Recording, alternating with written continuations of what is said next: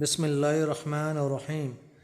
سیدنا علی رضی اللہ عنہ سے مروی ہے کہ سیدہ فاطمہ رضی اللہ عنہا نے رسول کریم صلی اللہ علیہ وآلہ وسلم سے خادم کا مطالبہ کیا تو آپ صلی اللہ علیہ وآلہ وسلم نے فرمایا، کیا میں تمہیں تمہارے مطالبے سے بھی بہتر چیز نہ بتلاؤں؟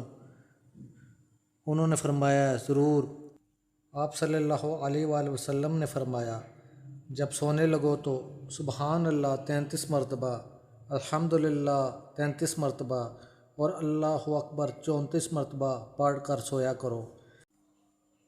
اس پر حضرت علی رضی اللہ تعالیٰ عنہ نے فرمایا کہ میں نے اس دن سے کسی بھی رات کو انہیں ترک نہیں کیا۔ آپ رضی اللہ عنہ سے پوچھا گیا، کیا صفین کی رات بھی؟ تو حضرت علی رضی اللہ تعالیٰ عنہ نے جواب دیا، صفین کی رات بھی میں نے نہیں انہیں چھوڑا۔ صحیح بخاری کی دوستو یہ روایت ہے، اپنے دوستوں میں بھی اسے شیئر کریں اور چینل کو بھی سبسکرائب کر دیں۔ جزاک اللہ۔